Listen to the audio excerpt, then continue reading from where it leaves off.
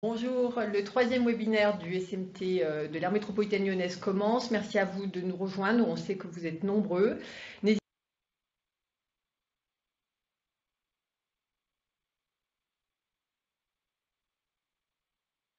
pas, mars 2022, le temps de partager une histoire sur les gares périurbaines et ce à l'invitation du président du SMT AML. Alors évidemment, on ne peut pas commencer ce webinaire sans avoir une pensée pour les gares urbaines qui sont prises d'assaut par les Ukrainiens et les Ukrainiennes, et on sait qu'on est responsable et très conscient de travailler pour une magnifique thématique, la mobilité et la liberté.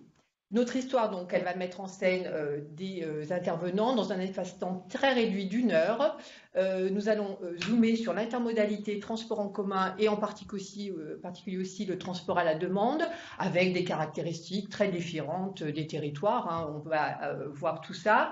Vous qui nous écoutez, vous savez que vous avez bien sûr des choses qui vont parler à vos expériences professionnelles, antérieures, actuelles, futures, et d'autres moins. En tout cas, on verra un peu les orientations du sujet.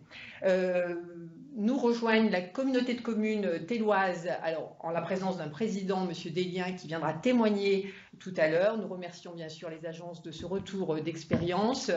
Bien sûr, notre expertise avec le CEREMA aujourd'hui, et puis une intervention aussi du syndicat mixte des transports collectifs de l'Oise, et bien sûr notre grand témoin, Sonia Lavadino, qui sera sans doute ravie du sous-titre « Réalité et défis en gare périurbaine ». Pour commencer, j'invite Nicolas Hiverna à introduire ce webinaire. Bonjour monsieur, merci de nous accueillir. Vous êtes le 4e vice-président du SMT de l'aire métropolitaine lyonnaise.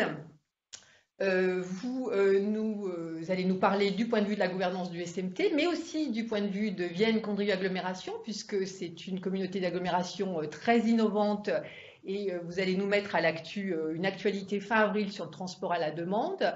Le président Kovacs l'a dit, il faut communiquer sur ces alternatives à la mobilité voiture. Vous êtes très volontaire et vous, d'ailleurs, vous relevez d'ailleurs que les habitants connaissent très peu, dans le fond, l'offre de transport en commun dans l'intermodalité avec les gares. Alors, vous êtes un homme de terrain. Qu'en est-il de ces réalités? Pourquoi ce webinaire aujourd'hui sur l'intermodalité en gare périurbaine?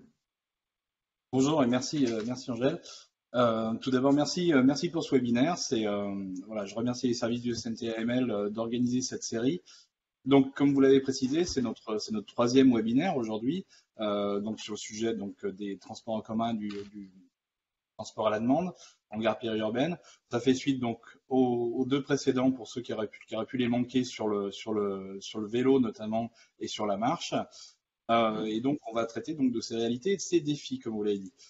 Sur ce sujet, donc l'aire métropolitaine Lyon-Saint-Étienne, elle a un historique quand même assez important depuis les années 2000, à travers notamment des innovations de plusieurs autorités organisatrices et donc en matière de services de transport en commun avec les gares périurbaines. On traite aussi bien de rabattement entre les secteurs résidentiels et les gares, ou aussi bien en termes de diffusion entre les gares et les zones d'activité périphériques. En 2019, le SMT-AML donc, a élaboré avec ses partenaires ces fameux PAI, les plans d'action intermodalité, autour de la moitié des 120 gares des étoiles ferroviaires de Lyon et de Saint-Étienne. Ce plan et d'autres études menées par le SMT ont permis notamment de cerner les réalités et les défis. C'est vraiment important d'avoir les réalités et les défis au sujet de cette intermodalité en gare périurbaine. Vous avez en fait dans les réalités, il faut confronter l'offre et la demande en fait. Donc l'offre, depuis 15 ans, vous avez des autorités organisatrices urbaines et interurbaines qui, avec leurs exploitants, font des efforts pour améliorer les possibilités d'intermodalité entre le TER et les réseaux de transport en commun, notamment en jouant sur les fréquences, les correspondances pour passer l'un à l'autre, les informations, la tarification multimodale. Nous, on le voit, on cale nos horaires de bus urbains par rapport au départ de TER.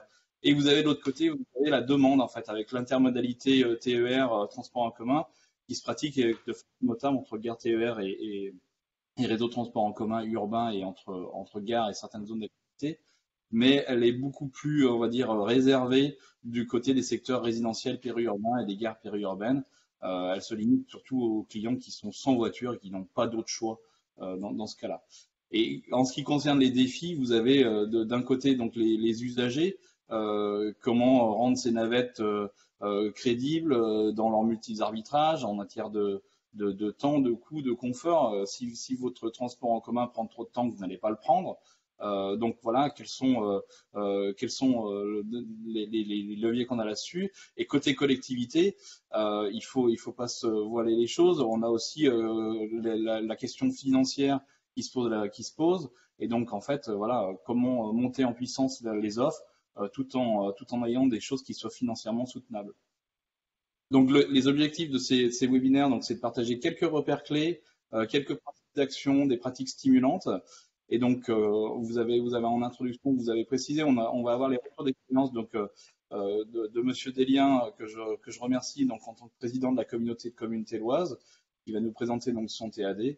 Et donc ensuite on va avoir donc le syndicat mixte des transports de l'Oise et les experts du CRMA et de Sonia Lavanino à qui je dois céder la parole. Si je... Absolument, qui va profiter d'une petite minute qui lui est consacrée dans cette introduction pour vous dire, Sonia, tout le plaisir qu'on a à vous retrouver grâce au SMT qui nous offre la possibilité d'avoir en direct vos réactions sur les apports.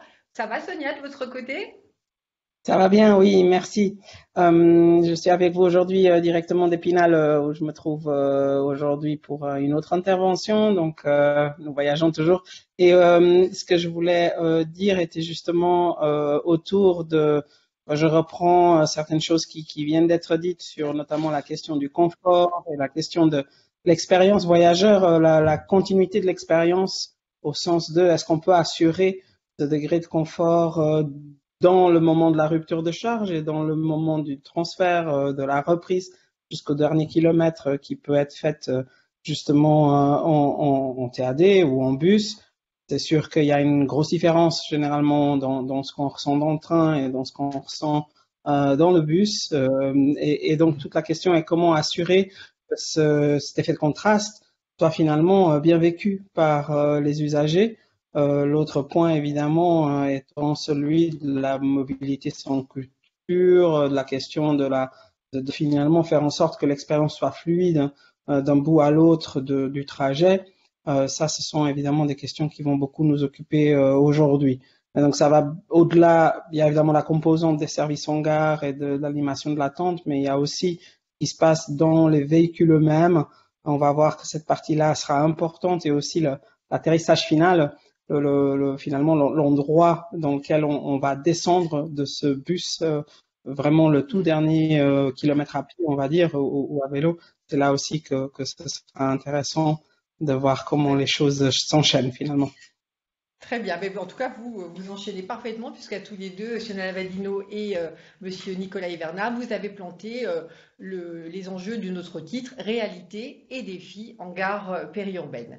À tout de suite, donc on se retrouve tout à l'heure, Sonia et Monsieur Hiverna. Donc nous allons écouter bien sûr le point d'expertise. Alors c'est pas toujours un rôle facile, hein, Cyprien Richer du CEREMA, vous avez accepté, merci, de relever le défi en 8 minutes, de nous rappeler un peu les éléments de cadrage, on aime ça, nous, dans nos milieux professionnels, mais peut-être aussi d'interpellations sur lesquelles peuvent rebondir nos invités. Donc voilà, Cyprien, la parole est à la question de votre intervention. Penser l'intermodalité vers, depuis les gares, adapter des solutions au territoire. Oui, merci. Je vous remercie déjà de cette invitation à présenter nos travaux au CEREMA. Donc moi, je suis au CEREMA, je suis chercheur au CEREMA à Lille. Je travaille depuis assez longtemps sur les questions d'intermodalité et de pôle d'échange. Et donc là, je me fais un peu le porte-parole de tout un réseau très actif au CEREMA sur ces questions-là, notamment les collègues qui sont à Lyon et qui sont à Bron. Donc, dans les quelques minutes qui me sont imparties, je vais vous parler de l'intermodalité en transport collectif. Donc, alors, sur la slide suivante, avec quelques repères d'abord. Alors, si on regarde de façon globale en France cette question de l'intermodalité avec les bases de données des enquêtes mobilité certifiées CEREMA, on observe d'abord une sorte de dissymétrie entre les modes de rabattement et de diffusion avant et après le train. Donc, hormis la marche, qui était l'objet du premier webinaire du SMT, qui est présente à la fois en pré- et en post-acheminement, on utilise plutôt la voiture sur le rabattement et plutôt les transports collectifs en diffusion. Alors, c'est évidemment lié au sens des trajets, principalement vers le centre des grandes métropoles.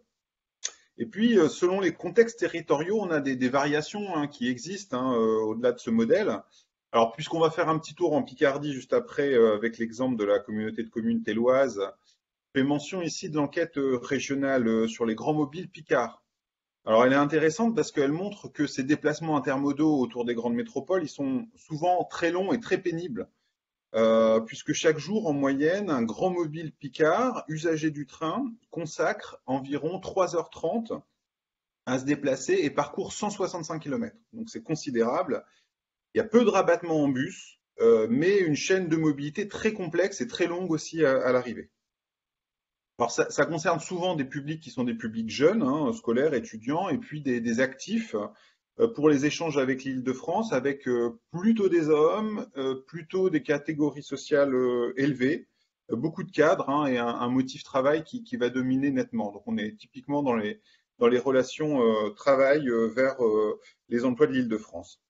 Et puis on peut noter aussi que sur ces mobilités qui sont très fortement orientées vers le train, une distribution des déplacements dans la journée avec des journées très étendues qui commencent très tôt, hein, 6h, 6h30, et puis qui finissent assez tard, hein, jusque 20h30. Donc des horaires où souvent les rabattements et l'intermodalité avec le bus n'est pas optimale, avec des réseaux de bus qui ne sont pas toujours en circulation. Donc globalement, on pourra le voir dans ces quelques minutes, hein, on a un potentiel qui existe hein, pour les transports collectifs, mais qui reste à affirmer, à la fois pour le rabattement, mais aussi, pourquoi pas en diffusion, avec un objectif de rééquilibrer aussi l'objectif de relocaliser l'emploi dans les villes moyennes. Alors sur la diapo suivante, bah déjà, on peut partir du constat que l'intermodalité en transport collectif, bah, c'est pas gagné. Hein. Oui, le choc de la photo est réussi. La photo le montre bien. C'est une enquête de terrain qu'on a réalisée dans une commune bretonne, mais qui montre que finalement, on cumule parfois des facteurs de pénibilité et qui réserve finalement ces correspondances-là à des publics qui sont captifs et presque essentiellement, pour le coup, à des scolaires. Parce que en fait, les différents travaux, les différentes recherches montrent bien que on converge vers l'idée que les correspondances horaires sont quand même éprouvantes et répulsives pour différentes raisons, à cause d'une charge physique qui dépend de la qualité des cheminements et de l'accessibilité, hein, qui peut être pénalisante, hein, notamment pour les personnes à mobilité réduite. D'une charge mentale qui est à la fois alors une question de durée, hein, on parle des fois d'une vingtaine de minutes hein, pour effectuer des correspondances. Bon, en Suisse, on essaye plutôt d'être en dessous des 10 minutes. Mais aussi, c'est une question de fiabilité de l'information. Mieux vaut avoir une correspondance sûre, assurée, garantie en 15 minutes plutôt qu'un temps qui va osciller entre 10 et 20 minutes. L'aléa est très mal vécu par les usagers.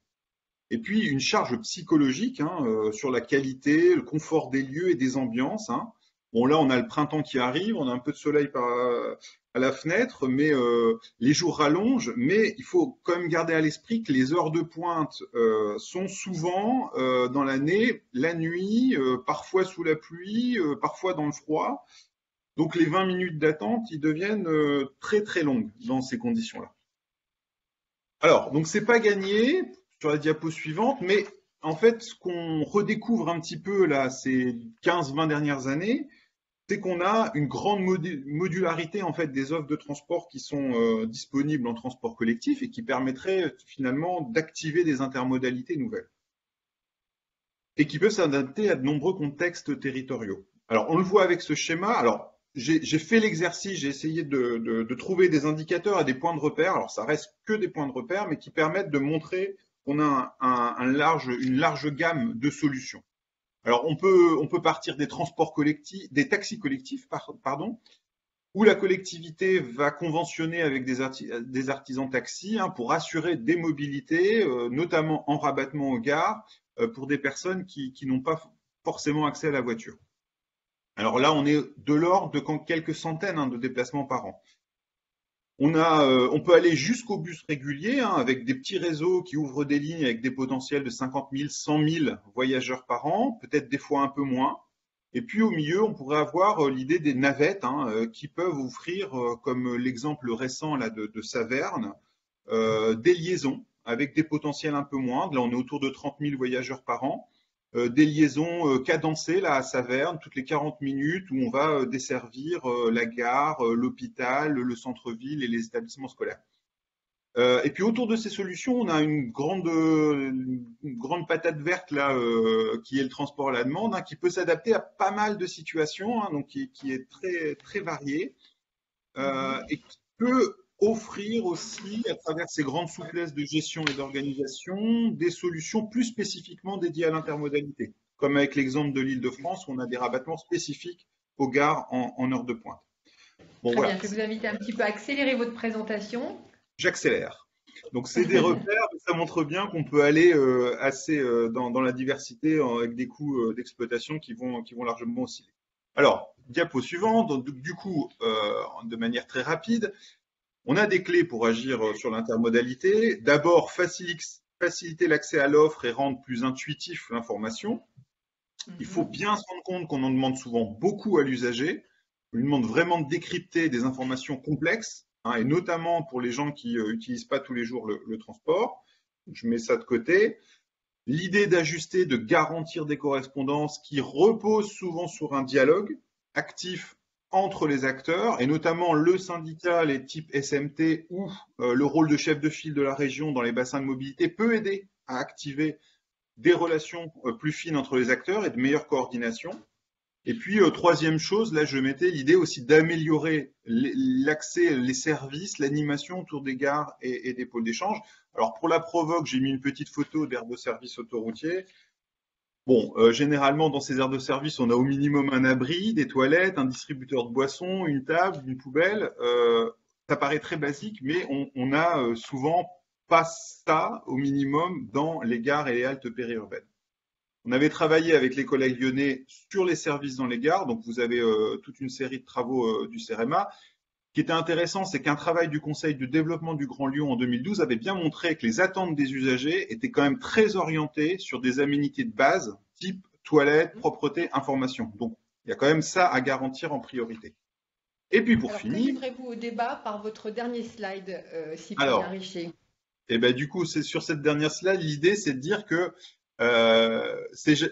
tous les sujets là, qui sont traités par le SMT dans les différents webinaires, c'est des sujets qui sont hyper intéressants, mais qui sont aussi très articulés les uns par rapport aux autres. Donc l'idée, c'est de venir au 4e webinaire du SMT et de travailler en fait sur une cohérence multimodale entre les différentes intermodalités, parce qu'effectivement, la qualité, la performance de l'accès en bus va aussi dépendre de ce qu'on offre à la voiture en parallèle. Et là, bon, je rentre pas dans le détail, mais oui, merci. Il y a aujourd'hui des conditions de gestion et des conditions d'éligibilité aussi pour l'accès au parking relais qui va être très intéressant. Et puis pour finir, du coup, le 4e webinaire, mais aussi bon, les travaux qui ont été faits dernièrement par le CEREMA, les collègues du CEREMA de Lyon, hein, sur les parkings relais, qui peut offrir aussi des perspectives intéressantes de travail autour de cette cohérence multimodale. Voilà. Merci beaucoup Cyprien de vous livrer à cet exercice compliqué du chrono, mais c'est pour mieux écouter une petite réaction de 2 minutes de Sonia Lavadino. Sonia, vous êtes là. Comment réagissez-vous à ce propos, il faut le dire, hein, qui revêt une certaine modernité par les mots choisis par Cyprien. On a l'impression qu'on n'est pas si loin de la façon dont vous nous invitez à parler de l'intermodalité dans un registre sensible. Je crois en effet, c'est très important cette question de cohérence, la fiabilité, le fait que les gens puissent organiser leurs habitudes autour de ces déplacements. C'est d'autant plus difficile qu'on a en effet des déplacements occasionnels. Et une chose, c'est d'arriver à capter des personnes qui le font dans une logique pendulaire, mais une autre chose, c'est d'arriver à capter les usagers occasionnels pour toutes sortes d'autres motifs. Et c'est vrai que c'est l'un des aspects sur lesquels nous travaillons le plus en Suisse parce que, vous l'aurez compris, le cheval de bataille le plus important, c'est finalement d'augmenter les fréquentations. Parce qu'à la fin, une bonne offre intermodale dépend beaucoup d'arriver à soutenir ces effets de seuil. Et donc, l'objectif premier, c'est finalement de remplir les trains, remplir les gares et donc, par définition, remplir les bus. Donc, c'est vraiment quelque chose qui doit aller de pair, je dirais, cette attitude. Et donc, ça consiste aussi quand même à faire feu de tout bois, à aller chercher tous les publics et à vraiment offrir, je dirais, en effet, ces services de base que ce soit du point de vue statique en gare, mais aussi du point de vue de la fréquence, de l'amplitude horaire et des chaînages, quelque chose qui soit, disons, très compréhensible. Je dis pas forcément uniquement régulier, mais simplement quelque chose qui soit logique, que les gens puissent s'approprier aisément. Et c'est vrai que ça, c'est des choses que nous, on fait énormément en Suisse, notamment avec l'idée de dire on va desservir minimum à l'heure, partout, en semaine, le week-end, le soir, le matin. Et donc après, on va augmenter éventuellement le service à la demi-heure ou au quart d'heure, mais en tout cas, par exemple, la base à l'heure, c'est quelque chose qui est garanti et on a la certitude que ce sera toujours le cas et ce sera toujours à la même minute. Et donc ça, ce sont des repères forts pour les gens qui aident vraiment beaucoup à ce que, même si on est dans un endroit très très paumé en montagne, où on a en tout cas la certitude que le bus passera à ce moment-là et ce sera fiable. Donc ça, je crois que c'est vraiment un aspect qui est hyper important dans les discussions qu'on est en train d'avoir. Voilà. Merci beaucoup Sonia d'avoir réagi donc sur le propos de Cyprien Richer. Donc on est d'accord, on a tout ce qu'il faut pour aller faire un petit parcours géographique. Allez, on va du côté de l'Oise. Donc on se retrouve tous tout à l'heure après avoir écouté Thomas Nassens. Bonjour, vous êtes. Bonjour, oui. Voilà, bonjour. Parfait. Alors je vous remercie, voilà. je vous remercie beaucoup pour cette invitation. Et puis donc effectivement, je me nomme Thomas Nassin, je suis chargé de mission transport au SMTCO et mon objectif aujourd'hui, ça va être de vous présenter donc très rapidement le contexte du SMTCO et le contexte du département de l'Oise vis-à-vis des réseaux de transport en commun que nous avons sur le département et sur vis-à-vis de ce que nous mettons en place à destination des TCAD notamment par le biais du SISMO, donc en amont de la présentation qui vous sera réalisée concernant la communauté de communes Téloise. Eh ben, allez-y, dites-nous s'il y a un petit air de Suisse du Alors, côté de je vous remercie beaucoup. Donc le SMTCO, en quelques mots, nous sommes syndicat mixte de transport type SRU, créé en 2006 et présent sur l'ensemble du département de l'Oise. Nous avons 3 compétences obligatoires qui sont donc la coordination des services organisés par nos AOM membres dans un but d'intermodalité, la mise en place d'un système d'information multimodal, j'y reviendrai juste après, et la création d'une tarification coordonnée sur l'ensemble du département. Nous avons également une 4e compétence qui est facultative, qui consiste en un soutien financier auprès de nos AOM pour la création de réseaux de transport en commun en intermodalité et l'amélioration des réseaux de transport. Nous sommes donc l'établissement public chargé de la coopération entre AOM. Nous agissons pour le développement des transports collectifs, mais plus globalement des modes alternatifs à la voiture individuelle. Et nous regroupons 21 AOM membres, dont la région Hauts-de-France et le département de l'Oise. Alors, la principale réalisation du SMTCO, qui est le SISMO, donc le SISMO, c'est le système intégré des services à la mobilité dans l'Oise. Ce SISMO est en réalité constitué de différents sous-systèmes que je vais vous présenter ci-après, qui constituent un système global et unique qui est partagé par l'ensemble de nos AOM membres et qui est mis à disposition gratuitement justement auprès de nos AOM. Donc dans ce système, nous retrouvons notamment un système billettique qui est interopérable, qui sera interopérable à terme notamment avec le système billettique de la région Hauts-de-France, le système Passe-Passe, et ce système billettique qui est partagé par l'ensemble de nos AOM dans l'Oise, c'est-à-dire qu'avec une seule carte sans contact, les usagers peuvent emprunter les différents réseaux de transport de nos AOM sur le département. Et nous mettons également donc à disposition des services digitaux tels que le M-Ticket ou le ticket SMS. Nous mettons également à disposition un système d'aide à l'exploitation et d'information aux voyageurs, notamment par le biais des équipements dans les véhicules pour l'exploitation des réseaux, donc qui est accompagné pour le cas des réseaux gratuits d'un système de comptage, d'équipements d'information aux voyageurs qui sont présents au sol aux principaux points d'arrêt en intermodalité et d'équipements en embarqué, notamment l'information sonore et visuelle dans les véhicules. Nous mettons à disposition un système d'information multimodal qui est concrètement le site oisemobilité.fr sur lequel les usagers peuvent venir se renseigner sur l'ensemble des réseaux de transport de nos AOM, effectuer des recherches itinéraires et également en intermodalité avec la région Hauts-de-France et l'Île-de-France. Et enfin, une agence de mobilité qui a donc un pied-à-terre à Beauvais qui remplit les fonctions notamment d'information voyageurs, de réservation des TCAD, j'y reviendrai juste après, et de la gestion des réclamations. Et donc, plus particulièrement, l'apport du SMTCO vis-à-vis des TCAD, notamment pour ce qui est de la communauté de communes téloises, Monsieur Desliens en parlera juste après. Nous mettons à disposition une centrale téléphonique pour la gestion des réservations, ce qui fait que donc les usagers qui souhaitent réserver pour, en l'occurrence, nous avons 6 TCAD dans l'Oise, qui souhaitent réserver un trajet, le font par le biais d'une seule et même centrale qui gère ces réservations et au jour le jour envoie les feuilles de route aux exploitants. Nous mettons également à disposition des équipements billettiques pour les véhicules, un système d'information, comme je l'ai précisé, multimodal, que vous avez notamment en petite capture d'écran. Oui, vous êtes un peu le cousin du SMT de l'aire métropolitaine lyonnaise de ce point de vue-là. C'est bien ça, c'est bien ça. Donc, avec les possibilités de recherche d'itinéraires pour les TCAD et également des réservations web sur certains de nos TCAD. Très bien. Et enfin, la mise à disposition des outils de suivi statistique. Alors, pour la gestion des réseaux de transport en commun, notamment des TCAD, nous avons des données telles que, notamment les feuilles de route qui sont indispensables, mais des données sur les taux de groupage, les récapitulatifs des annulations, des absences. Voilà, c'est l'ensemble de ces données qui sont indispensables pour nos AOM et pour leurs exploitants. Merci beaucoup Thomas de cette présentation qui va nous permettre de mieux appréhender le témoignage d'un président d'Interco, donc Monsieur Desliens. Vous êtes président de la communauté de communes téloise, vous participez au webinaire du SMT de l'aire métropolitaine lyonnaise et on vous en remercie beaucoup. Et on remercie aussi Émilie Lefebvre d'avoir préparé ces échanges. Alors, qu'on comprenne bien, les territoires n'ont pas exactement les mêmes caractéristiques, mais au final, Monsieur Desliens, vous êtes parti peut-être d'une conviction parce qu'on voit que votre territoire est plutôt perçu du point de vue d'une réussite s'agissant de l'intermodalité transport en commun, gare périurbaine. D'où ça vous vient là, cette volonté de venir expérimenter et de réussir en la matière? Ça nous vient de notre intercommunalité.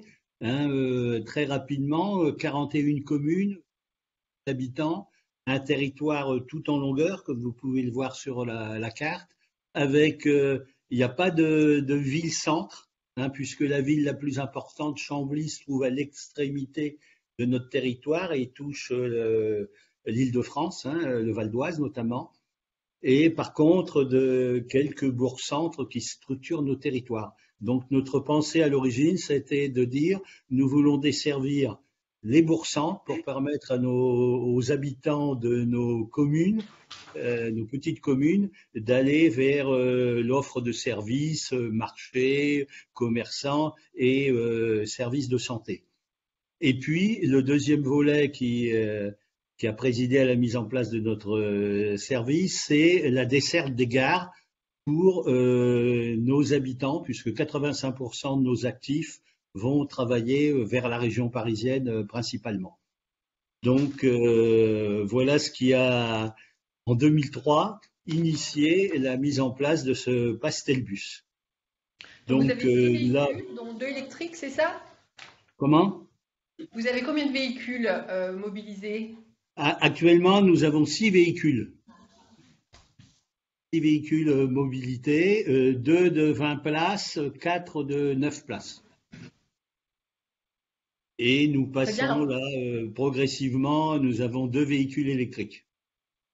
Alors parlez-nous des usages qui mobilisent ce réseau Pastelbus dont on parle, dont on dit que il est assez performant parce qu'il correspond, j'ai compris par les préparatifs de l'équipe projet ici réunie que quand un médecin quittait une commune, dans le fond le réseau Pastelbus permettait de rejoindre une autre commune. Est-ce que c'est un angle intéressant pour vous comprendre? Bien sûr, parce que là aussi, une de nos particularités, c'est que on est allé chercher le service, même s'il n'était pas dans notre territoire. J'illustrerai ça simplement. Les gens du nord de notre territoire sont attirés, vont obligatoirement vers l'hôpital de Beauvais. Donc, notre Pastelbus dessert l'hôpital de Beauvais, comme il dessert la ville de Beauvais et comme il dessert la gare de Beauvais. Pour le sud, l'hôpital concerné est Beaumont, donc nous desservons l'hôpital de Beaumont. Comme nous desservons la gare de Chambly, comme nous desservons aussi la gare de Persan qui se trouve dans le Val d'Oise, parce qu'il y a un intérêt certain pour nos nos administrés de prendre le train, et notamment à la gare de Persan. Ils peuvent prendre aussi des bus, des lignes régulières de bus qui vont vers la plateforme de Roissy en France. Et vous allez vers les centres-bourgs notamment, c'est ce qui fait Et nous allons la aussi vers des centres-bourgs qui sont dans notre territoire, et nous desservons donc ces centres-bourgs pour permettre aux gens d'aller. J'ai cru comprendre par votre chargé de mobilité, qui nous a quand même bien ouvert les yeux sur votre travail, que dans le fond, vous aviez opté pour une planification pragmatique, si je peux me permettre cette expression, par un plan de mobilité simplifié. Vous voulez nous en dire quelques mots ? Oui, le plan de mobilité simplifié, on est en train de le refaire, hein, de le remettre à jour, donc il n'est pas encore terminé. Mais avant, on avait regardé en effet quels étaient les principaux centres d'attrait pour notre population, et on a décidé donc, dans la mesure du possible, de mettre à disponibilité ce réseau ou en TAD ou maintenant en ligne régulière pour permettre aux gens de se déplacer. Et c'est vrai que cette réflexion entre aussi dans le cadre de la réduction de l'utilisation de la voiture pour les effets sur le gaz de serre, etc. Alors, est-ce qu'on peut aller plus loin sur les motifs, enfin sur les leviers qualitatifs de cette intermodalité pragmatique assez réussie? J'entendais, alors un exemple, Émilie nous disait, si le train a du retard, le TAD attend. Voilà. Donc, est-ce qu'il y a des petits éléments comme ça que vous pouvez livrer? Oui, par exemple, c'est par exemple sur la ligne SNCF, notamment la ligne Paris-Beauvais, il y a eu, bon, ça s'est amélioré, mais il y a souvent des retards. Et donc, comme notre réseau arrête vers 20 heures, si le train arrive après 20 heures, les gens se trouvaient bloqués en gare et ne pouvaient pas rentrer chez eux. Donc, nous, on a, en accord avec la SNCF, quand il y a un train en retard, le transport va aller quand même chercher, peut-être à 20h30 ou 21h, les personnes qui arriveront à la gare de Chambly ou à la gare de Saint-Sulpice, parce que nous sommes prévenus et nos conducteurs sont prévenus qu'ils doivent aller chercher les clients et ne pas les laisser seuls à quelques kilomètres de leur domicile. Très bien, donc Sonia réagira tout à l'heure bien sûr sur ce qui lui tient particulièrement à cœur, la crédibilisation. Autre question, Pierre Délien, vous aviez relancé votre marché avec votre nouvel exploitant. Est-ce que vous avez porté des conditions spécifiques dans la façon d'approcher l'intermodalité à l'aune du renouvellement contractuel ? Oui, enfin on a modifié en effet certaines choses.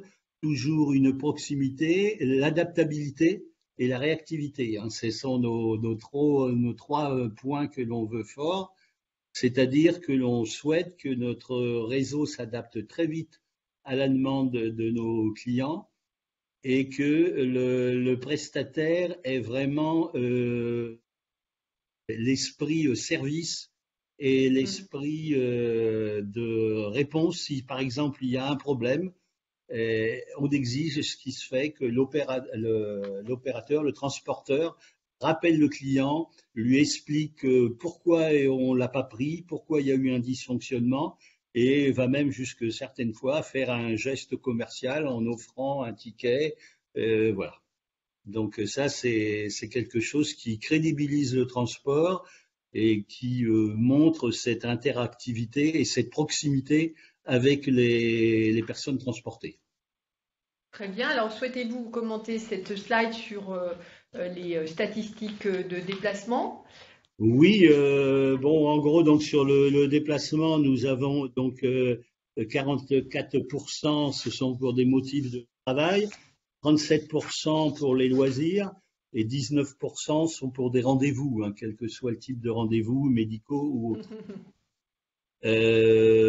On a aussi, en 2019, on avait 18 343 voyageurs. On voit aussi que la attire 40% des déplacements, parce que c'est vraiment un pôle très attractif. Que la gare de Chambly, qui est en moyenne 2500 voyageurs jour, nous apportons seulement, on pourrait dire, mais c'est 1% des voyageurs. Mais bon, compte tenu de l'importance de la ville de Chambly, beaucoup de voyageurs sont de Chambly même. Et puis, il y a aussi un grand parking près de la gare de Chambly qui fait que les gens, et qui est gratuit, et qui fait que les gens viennent sur ce parking. Ça, c'est une concurrence, on pourrait dire, mais c'est une réalité. Mais en même temps... Une réalité. Et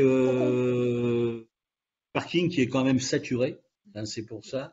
Et là, on constate avec les événements de ces dernières semaines une courbe de fréquentation qui augmente, qui est liée certainement à l'augmentation du prix des carburants. Oui, du prix de l'énergie. Et là, on le constate avec les statistiques, puisque bien sûr, on travaille beaucoup avec le SMTCO qui nous a aidés dans le financement lors de notre démarrage. On utilise bien sûr la centrale de réservation, qui est très importante aussi pour notre TAD. Mais c'est très intéressant. Voilà, alors, une toute dernière question. Ensuite, je peux commenter rapidement le taux de groupage. C'est en moyenne, dans nos bus, il y a 35% de P sur des petits bus. Donc, alors, c'est une moyenne parce qu'il y a des moments le bus est plein, d'autres il est moins plein, tout dépend des horaires. Sachant qu'on démarre pour les gares à 5h45 et qu'on finit le soir à 20h et plus s'il y a un retard de train. Voilà. Alors, et c'est un train c'est un bus, pardon, toutes les demi-heures. Jusqu'à 7h et on reprend à 18h. Et dans la période creuse, c'est le TAD qui peut alimenter la gare. Et non plus la ligne régulière. Puisqu'on a une ligne régulière vers la gare et on rabat avec le TAD les passagers d'autres communes vers la ligne régulière le matin et bien sûr dans le sens inverse. C'est très intéressant. Alors une toute petite dernière question qui mériterait un développement d'une heure à part entière, mais est-ce qu'on peut parler de la rentabilité du système, puisque évidemment tous celles et ceux qui vous écoutent s'interrogent sur le sous-titre de ce webinaire, réalité et défis. Est-ce que c'est une réussite, c'est soutenable économiquement Alors, c'est au démarrage, j'avoue que ça nous a coûté un peu d'argent. C'était un débat. On a été à mettre pratiquement chaque année entre 300 et 400 000 euros pour équilibrer le. Ensuite, nous sommes devenus autorité organisatrice en 2019 et depuis cette époque, nous sommes à l'équilibre. Et comme je le disais en préliminaire, avec un léger excédent que nous allons utiliser pour améliorer l'offre. Très bien. Donc, on peut dire depuis 2 ans maintenant, le système est équilibré. Quelle belle conclusion, améliorer l'offre. On est parfait pour peut-être se questionner si le chat réagit et si quelques questions. Donc Rachel Ablab, la directrice du SMT, va se faire le relais de ses participants. Rachel. Il y a une question concernant la façon dont la communauté de communes a travaillé avec ses territoires voisins, y compris en termes de cofinancement, pour avoir des offres de transport à cheval entre plusieurs communautés de communes. Est-ce que vous pourriez nous éclairer sur ce point-là ? Alors, on a travaillé, oui, avec la communauté d'agglo puisque les gens que nous amenons sur Beauvais peuvent après utiliser le réseau interurbain de Beauvais. Et voilà, donc là, en effet, on a eu des contacts et aussi l'autorisation, bien sûr, pour utiliser et déposer nos clients au point d'arrêt, qui sont aussi un point d'arrêt du réseau urbain de Beauvais. Merci. Voilà, c'est un exemple. Actuellement, nous travaillons avec la communauté de communes des Sablons, alors là, pour faire en sorte que nos réseaux soient complémentaires. C'est une communauté de communes voisines et donc c'est dans les cartons, nous dirons, de faire en sorte que nos réseaux soient complémentaires et que nos administrés puissent aussi bien utiliser, s'ils vont dans le secteur, la communauté de communes voisines, le réseau du Sablon-Bus, par exemple, hein, puisque c'est son parce qu'il y a la ville de Méru qui est aussi un point qui peut attirer des gens de chez nous. Et les gens, par exemple, des Sablons peuvent être attirés par Chambly, où il y a une très forte zone commerciale qui intéresse en effet beaucoup de monde. Très bien, on continue. Deuxième question. Deuxième question concernant le TAD en gare. Est-ce que vous avez pu observer de nouveaux besoins, de nouveaux publics, hein, et est-ce que vous envisagez de nouveaux projets d'évolution de l'offre grâce à l'équilibre financier que vous avez décrit précédemment? Bien sûr. Nous envisageons d'élargir la plage, hein, puisque je vous disais, on fait un bus toutes les demi-heures, mais dans une plage assez réduite. Nous envisageons de mettre en place un genre d'interurbain avec les communes voisines vers Chambly et créer des lignes fréquentes pour desservir tout ce secteur où il y a une forte concentration de population qui est attirée vers Chambly et aussi vers le Val d'Oise et l'Île-de-France. Très bien. Écoutez, merci beaucoup pour ces questions de chat. Bien sûr, on capitalisera toutes ces informations pour la grande séance de restitution. En tout cas, quand Cyprien Richer nous dit l'intermodalité, c'est un défi permanent, vous l'illustrez parfaitement, Monsieur Desliens. Et on va revenir à vous, mais donner la parole à notre grand témoin. Sonia, vous êtes là? Alors. Oui. Qui m'intéresse. Sonia, écoutez, allez-y, réagissez à cette expérience téloise et comment vous la percevez?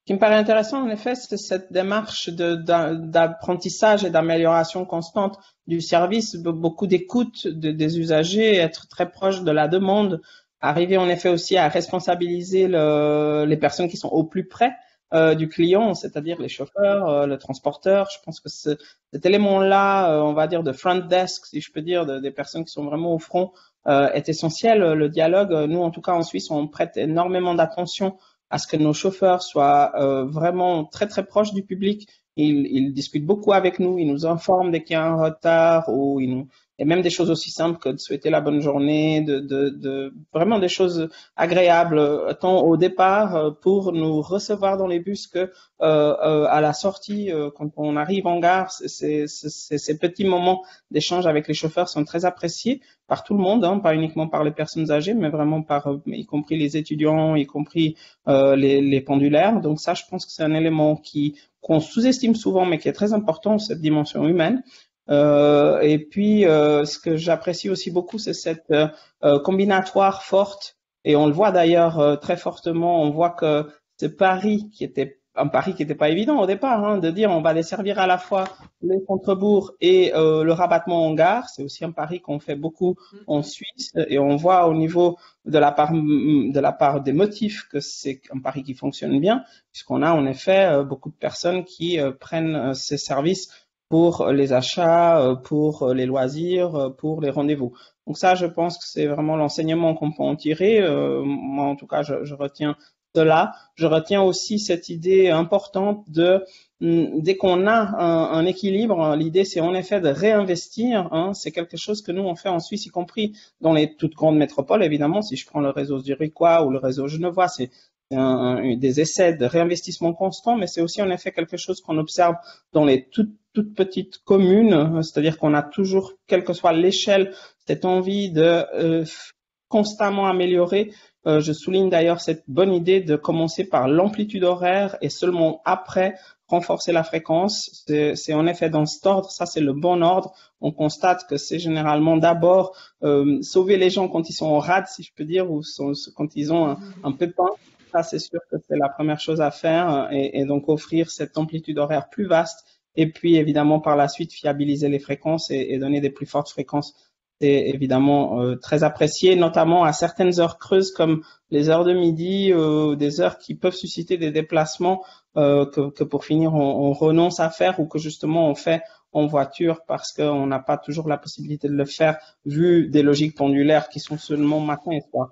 Donc ça, je dirais que c'est dans les choses prioritaires à réaliser, c'est de vraiment revenir à quelque chose on va dire, de relativement plein pendant toute la journée. Et ça, je pense que le fait de combiner les deux volets est vraiment la bonne option pour cela, pour commencer à bien remplir le squelette, on va dire, des horaires toute la journée. Très bien. Alors, moi, je peux peut-être vous poser une question. Sonia, vous indiquez souvent qu'il faut des relais d'infos entre le train et le bus. Est-ce que cette expérience téloise n'a pas été expliquée de ce point de vue-là, mais est-ce que vous pouvez profiter de rappeler cet élément de confort que soulevait Cyprien sur la montée en puissance de la communication auprès des usagers pour les guider? Oui, je crois que c'est vraiment important d'avoir cette mobilité sans couture. Nous, en tout cas en Suisse, on insiste beaucoup sur l'idée d'avoir à la fois l'information dans les trains qui concerne les bus et l'information dans les bus qui concerne les trains. Et évidemment, on a aussi beaucoup d'informations qui sont disséminées essentiellement en gare, mais aussi à certains arrêts principaux du réseau. Mais c'est vrai qu'on va donner beaucoup d'informations dans le véhicule même. Et ça, c'est quelque chose qui permet aux gens d'anticiper, de se préparer, de savoir où ils doivent aller alors même qu'ils sont encore dans le bus ou encore dans le train, donc d'annoncer des choses comme où sera la voie du train, du bus, est-ce que le bus ou le train a du retard, de l'avance, c'est plutôt rare, ça pourrait arriver. Et donc en tout cas, tenir toujours les gens, je dirais, en bonne communication, être toujours, ce que les gens regrettent le plus généralement, c'est de ne pas avoir su finalement qu'il fallait presser un peu le pas ou qu'il fallait aller plutôt de tel côté de la gare qu'un autre, des choses de ce type en fait. Et c'est vrai que les défaillances communicationnelles sont parmi les premiers freins. C'est vraiment ces aspects-là qu'il faut beaucoup soigner parce que notamment pour les usagers occasionnels, ces relais d'information sont les plus importants pour les gens et c'est ça qui les aide beaucoup à pouvoir, je dirais, soutenir la complexité des parcours comme Cyprien avait souligné au départ, qui sont en effet assez complexes avec plusieurs transferts. Donc ça, c'est vraiment nécessaire de... Merci Sonia. Alors, pour compléter votre propos, je vous propose, c'est un peu la nouveauté du webinaire, peut-être de faire agir un des experts participants au chat, Olivier Joyeux de CityWeb, puisqu'on voit bien qu'on tourne autour de la question quels sont les indicateurs de performance du transport à la demande. Et si vous en êtes tous d'accord, on peut poser directement la question à l'intéressé. J'espère que techniquement, on va réaliser cet aller-retour avec notre expert. Oui, super, bonjour monsieur Joyeux, bonjour. Alors, vous nous entendez, vous voyez comment on a envie effectivement d'enrichir le webinaire du SMT de l'aire métropolitaine lyonnaise par des échanges d'expériences. Qu'est-ce qu'il faut retenir comme ça en quelques mots sur cette performance du transport à demande? Et je rappelle que Thierry Kovacs signale à quel point il est encore suffisamment méconnu et qu'il y a un levier de substitution intéressant. Oui, alors je pense que il y a une réflexion qu'on se fait souvent sur le transport à la demande. La réflexion assez classique, c'est la mesure de la performance par personne transportée ou par course. Et en fait, évidemment, il y a une donnée économique qui s'exprime de cette manière-là. Mais ce qu'on peut observer, c'est qu'on est sur des types de services qui répondent assez mal à ce type d'indicateur. Et je pense qu'il faut plutôt aller dans des indicateurs au territoire desservi, à l'élargissement du territoire desservi, plutôt que dans des logiques assez classiques. Pour être plus précis, si par exemple vous prenez sur le transport à la demande qui vient d'être présenté, on est sur des V sur 100 cas, donc de 30 à peu près. Alors évidemment, par rapport à un bus classique, ça va sembler très très faible.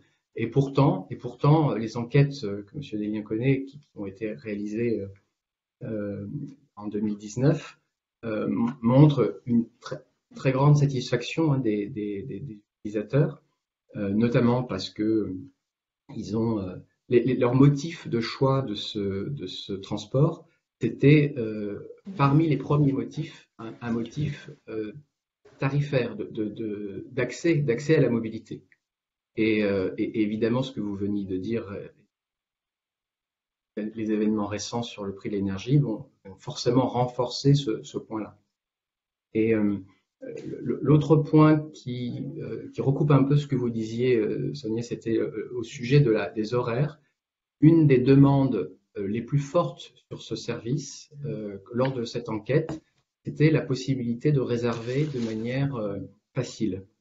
Alors, il y a en effet la question de l'assurance de la correspondance, mais ce qui a été ressorti comme un élément de progrès, c'était pouvoir réserver sur une amplitude plus grande, parce que les personnes ont des pratiques maintenant, comme nous tous, un peu 24 heures. En tout cas, on est en attente de pouvoir réserver plus facilement à toute heure de la nuit, du jour ou de la nuit. Et donc, le média digital est probablement une attente assez forte. Voilà. Et ce qu'on peut observer sur certains autres territoires, c'est que très vite, quand vous mettez en place du média digital, vous passez à des taux de réservation digitale de 80%. Et ça, c'est un levier de baisse des coûts global de l'exploitation de vos TAD. Écoutez, merci beaucoup, monsieur, pour la mise en perspective de ces deux informations, et aussi pour une société inclusive, parce que le digital, il faut qu'il soit aussi accessible à tout le monde. Et on a vu que monsieur Desliens, la performance aussi sur des territoires ruraux, voilà, il y a encore un autre webinaire à faire sur ce type de sujet. Donc, je vous remercie beaucoup, monsieur, et on va revenir à un temps vidéo on affectionne particulièrement, surtout moi, j'aime les vidéos, et donc proposé par Sonia Lavadino, et après on reviendra pour le début de la fin avec la conclusion de monsieur Everna. Lancement vidéo, Sonia, vous êtes là, on lance votre vidéo.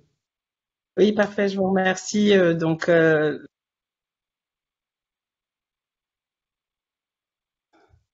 J'espère que vous m'entendez aussi en même temps. Vous me dites.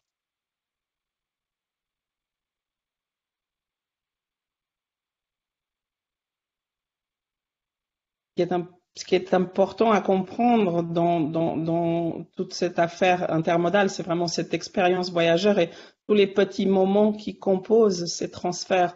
Ici, j'ai pris un trajet, donc j'ai quitté la dernière fois sur l'exemple de la gare de Guiseville. Ça, c'est un exemple un peu plus loin d'un trajet que j'ai effectué. En l'occurrence, un vrai trajet que j'ai effectué entre Sarnen et Beckenried, où j'étais attendu par mon frère pour pouvoir aller faire une balade en montagne. Donc, ce qui est intéressant, c'est qu'à la fois les gens attendent. Vous voyez aussi la prégnance de tout ce qui concerne les loisirs, beaucoup d'informations qui finalement concernent les déplacements pour les loisirs. C'est vraiment un aspect clé de la question qu'on est en train d'évoquer. Et donc, petit à petit, ça, c'est un film que j'ai pu faire autour des 4 heures. On voit comment ça commence à se remplir, à la fois de pendulaires et de personnes qui reviennent justement de journées de ski. C'était, je crois, un mercredi. Donc, pour le coup, on avait beaucoup d'enfants, beaucoup de familles dans la rue, parce que c'est un jour de congé chez nous. Et donc, mais un jour absolument normal. J'entends, on n'était pas spécialement en vacances. C'est un moment, les gens font beaucoup de ces activités liées à la montagne ces jours-là. Et même que c'était une journée pas très folichonne, on voit quand même tous ces usages qui sont liés au ski, aussi des usages liés aux achats. Et je voulais insister sur le fait que donc les cartes postaux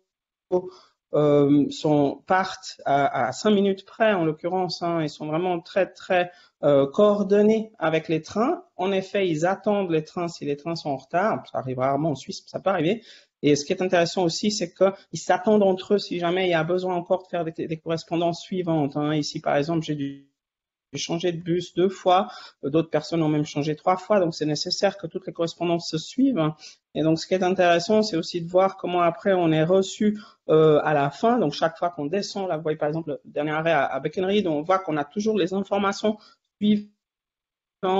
Et on a toujours aussi des petits points d'appui avec en effet les aménités de base que citait Cyprien tout à l'heure, les toilettes, et on a généralement aussi des endroits pour attendre et aussi des petits services, notamment quand on débarque dans un endroit comme Beckenried qui est déjà un centre-bourg, où on aura tous les services qui seront finalement autour des arrêts de bus aussi, de la même façon qu'on les met aussi autour des gares. Donc ça, je crois que ce sont des éléments importants. Je retiendrai, je dirais, 3 éléments. Le confort directement dans les bus même, et le fait qu'on ait toujours ces informations avec ces écrans qui nous permettent de toujours savoir la prochaine connexion et d'être bien au fait, et si jamais c'est nécessaire, le chauffeur renforce avec des informations orales via son micro. Le fait, en effet, on n'en a pas, enfin moi je l'ai pas encore beaucoup mentionné, mais je rejoins ce qui a été dit précédemment sur le fait que la billettique doit être entièrement intégrée, bien entendu, et il n'est pas question qu'on ait des problématiques à devoir trouver son billet. Bon, nous, chez nous, on n'a pas ces réservations parce que ce sont essentiellement des lignes régulières, donc on a très peu de services TAD. Ça existe vraiment peu parce que justement, on a assez de gens pour pouvoir finalement démarrer directement sur des lignes régulières. Alors évidemment, elles vont augmenter en fréquence et en amplitude selon, en fait, finalement, elles accompagnent le rythme des trains. Et ça, je pense que c'est aussi quelque chose qui est assez important. Ici, on a aussi évidemment plus de services que celui-là, puisque entre les bourgs, il y a finalement plus de cars ou plus de bus qui vont faire les liaisons entre bourgs aussi, entre les moments où il n'y a pas de train. Donc, on sera plutôt dans des fréquences qui sont plutôt de l'ordre du quart d'heure ou du 20 minutes, même si on est dans des bourgs très petits. Hein, juste pour donner une idée, là, on dessert des bourgs. Vous avez vu, c'est très rural, hein, même plein d'endroits qui sont vraiment dans les fermes, et on va desservir des bourgs qui sont de l'ordre de 2000, 3000, 5000 habitants, parfois 10 000. Alors évidemment, Beckenried par exemple, c'est déjà 10 000, Tarnen c'est déjà une ville à 20 000, mais tous les autres petits bourgs entre deux sont des tout petits bourgs. Donc ce qui est important, c'est bien de retenir cette idée que on va avoir, disons, cette très grande flexibilité. Les bus partent dans toutes les directions en même temps de toutes les gares pour aller vers tous ces centres-bourgs. Et puis, on va avoir un équipement. Vous avez vu certains arrêts, par exemple, qui ont aussi de la place de stationnement pour les vélos, qui ont même des vélos électriques à la demande qui sont là. Il y a un certain nombre d'éléments qui sont aussi mis en place aux arrêts pour pouvoir encore poursuivre le chemin à pied, à vélo. Et vous l'avez peut-être constaté dans certaines images qu'on avait toujours, comme je l'ai déjà dit précédemment, ces cheminements à pied, à vélo qui sont très bien faits depuis les arrêts de bus aussi. C'est pas que depuis les gares. Donc voilà aussi les éléments que je voulais encore débattre et insister sur ce qu'on insiste depuis le début, c'est-à-dire cette grande nécessité en effet de cohérence intermodale, multimodale. Tous les modes doivent être associés en même temps et on doit les retrouver, je dirais, à chaque instant du déplacement pour vraiment accentuer cette cohérence dans l'expérience voyageur et cette impression de mobilité sans couture. Tout est toujours facile, qu'on trouvera toujours l'information. Merci beaucoup Sonia, grande experte qu'on a hâte déjà de retrouver pour le webinaire numéro 4 parce que vous nous assurez d'arriver à destination et vous nous rassurez de l'évolution servicielle de ces questions-là. Je vais passer le mot de conclusion, bien sûr, au président, à la gouvernance du SMT de l'aire métropolitaine lyonnaise, Nicolas Hiverna. Je ne sais pas si vous m'entendez correctement. Oui, super, et je aperçois votre image de fond de tournesol, symboliquement très positive. Et je vous donne le mot de la fin, notamment imprégné de l'expérience de Vienne-Condry Agglomération, parce que plus de 400 points d'arrêt aussi de votre côté sur ces questions de transport en commun, notamment dans une commune comme Chasse, il y en a plus de 11. Voilà. Êtes-vous satisfait du webinaire, Monsieur Hiverna? Est-ce que vous pensez que nous pouvons continuer à nous questionner ainsi dans le bon sens? Oui, tout à fait. C'est un webinaire qui est très enrichissant, très intéressant. Moi, si je peux vous partager sur la partie Vienne-Condry Agglomération, c'est vrai, notre expérience, on est, comme j'expliquais, on est en pleine, on a renouvelé notre DSP donc récemment, on est au 1er janvier. On a un service de TAD qui va démarrer au 25 avril.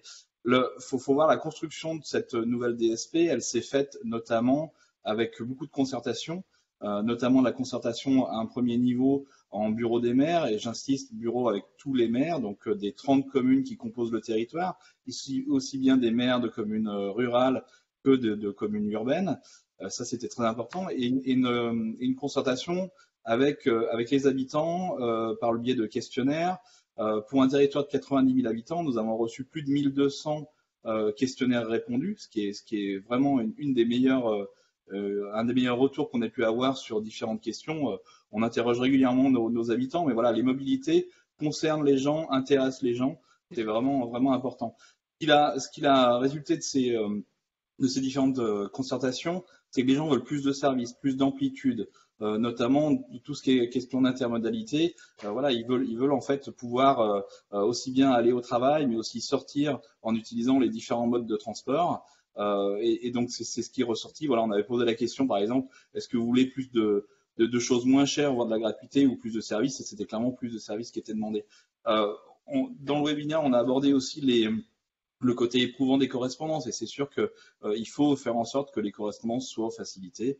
Comme j'ai expliqué, il faut que vos horaires d'arrivée et de départ soient liés. Nos horaires de bus aujourd'hui sont liés à nos horaires de départ de TER. La même chose pour le TAD. Et en ce qui concerne le TAD, on avait au départ un TAD qui était centré sur la ville centre, excusez-moi la redondance, mais aujourd'hui on va avoir un TAD beaucoup plus large, qui va desservir les pôles médicaux, les zones d'activité, les commerces, et surtout donc les gares, ce qui nous concerne aujourd'hui. Et quand on parle de gare, en fait, pas seulement la gare de Vienne, mais également la gare de Chasse, par exemple. Vous mentionniez Chasse-sur-Rhône. Oui, on va dire un collier de gare. En tout cas, Monsieur Hivernage, je vais vous inviter au tout dernier mot de la fin. Exactement. Et donc voilà, très intéressant ce webinaire. Donc je pense que voilà, il faut retenir qu'il y a des facteurs de réussite, notamment la proximité, l'adaptivité, la réactivité. Et ça, c'est vraiment quelque chose qui est des trois points clés qu'on peut conserver. Et des points de vigilance, il faut faire attention donc à la structure de coûts. Effectivement, nous sommes des collectivités et nous devons donc assurer que nous avons des choses qui soient finançables. Je tiens à remercier les intervenants qui nous ont aidés donc à préparer ce webinaire, notamment Monsieur Delien, président de la Comcom Telloise, pour son retour d'expérience. Merci beaucoup.